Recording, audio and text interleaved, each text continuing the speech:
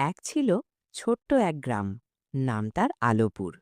গ্রামের মানুষজন খুব সাধারণ, কিন্তু তাদের একটা বিশ্বাস ছিল। বনের গভীরে একটা পুরনো বটগাছ আছে, যেটা নাকি রাতে জেগে ওঠে। সবাই সেই বটগাছকে ভয় পেত, কেউ কখনো রাতে সেখানে যেত না। কিন্তু সেই গ্রামেই থাকত একটি মেয়ে, তার নাম ছিল নীরা। নীরার চোখে ছিল কৌতূহল আর মনে ছিল সাহস। একদিন সে ভাবল, সবাই শুধু ভয় পায়, কিন্তু সত্যিটা কি কেউ জানে? সেই রাতে চাঁদের আলোয় নীরা একাই বেরিয়ে পড়ল বনের দিকে। বনটা ছিল অদ্ভুত নীরব। হাওয়া বইছিল, কিন্তু পাতার শব্দও যেন থেমে গেছে। নীরা ধীরে ধীরে এগিয়ে গেল সেই বটগাছের সামনে। হঠাৎ গাছের ডালগুলো কাঁপতে শুরু করল। নীরা ভয় পেল, কিন্তু পালাল না। কে কে আছো এখানে? সে কাঁপা গলায় বলল। ঠিক তখনই গাছের ভেতর থেকে একটা কোমল আলো বেরোল। আলোটা ধীরে ধীরে একটা রূপ নিল, একজন বৃদ্ধা পরীর মতো। ভয় পেও না, সে বলল, আমি এই বনের রক্ষক।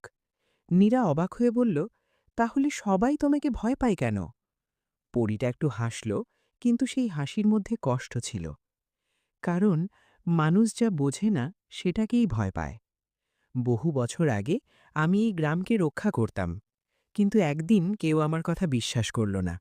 তখন থেকেই আমি একা। নীরার মনটা নরম হয়ে গেল। সে বলল, আমি বিশ্বাস করি, তুমি খারাপ নও। পরীর চোখে তখন জল চিকচিক করল। তুমি জানো না তোমার এই কথাটা কত বড় জাদু? পরী বলল। হঠাৎ চারপাশের বনটা বদলে যেতে লাগল। শুকনো গাছগুলো সবুজ হয়ে উঠল, ফুল ফুটে গেল, পাখিরা গান গাইতে শুরু করল। নীরা অবাক হয়ে চারদিকে তাকাল। এটা কিভাবে হলো? সে জিজ্ঞেস করল। পরীটা বলল, বিশ্বাস সবচেয়ে বড় জাদু। তুমি ভয় না পেয়ে বিশ্বাস করেছ, তাই এই বন আবার জীবন্ত হল। পরের দিন সকালে গ্রামের মানুষ দেখল বনের রং বদলে গেছে। আগের মতো ভয়ঙ্কর নয়, বরং সুন্দর। নীরা সবাইকে সব বলল। শুরুতে কেউ বিশ্বাস করেনি, কিন্তু যখন তারা নিজের চোখে সেই পরিবর্তন দেখল, তখন তারা বুঝল, ভয় না, বিশ্বাসই সত্যি। সেই দিন থেকে আলুপুর গ্রামের মানুষ আর অকারণে ভয় পেত না।